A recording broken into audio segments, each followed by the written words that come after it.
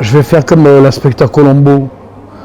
Je pense à mon épouse, chérie, et elle me dit souvent tu devrais quand même faire des livres plus gais.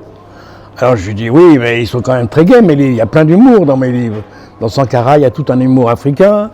Dans Léonard de Vinci, il y a tout un humour italien. Dans Shaitan, il y a un humour arabe d'Orient. Mais c'est vrai que j'ai été tout le temps fasciné par le mal. Fasciné, réellement fasciné.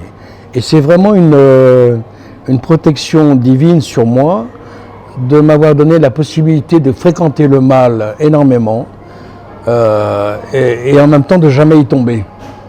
Ça m'a laissé des séquelles, c'est sûr, des séquelles physiques, des séquelles de moments de tristesse intenses. J'ai expérimenté le mal, voilà, je l'ai observé sans arrêt. À la limite, j'allais tomber dedans, je ne suis jamais tombé dedans. Beaucoup de gens ont cru que j'allais tomber dedans et je ne suis pas tombé dedans. Donc j'ai pu fréquenter des criminels, j'ai pu les fréquenter de très très près. Un thème, par exemple, du bouquin que je suis en train de finir, c'est la différence entre le néant et le mal. C'est un thème très important d'un point de vue métaphysique. Quelle est la différence entre le néant et le mal? Eh bien, la métaphysique nous apprend que le mal est quelque chose que Dieu nous demande de dépasser.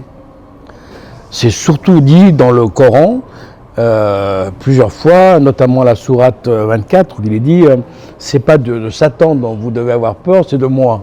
C'est Dieu qui s'adresse au prophète. Donc Satan, c'est un peu comme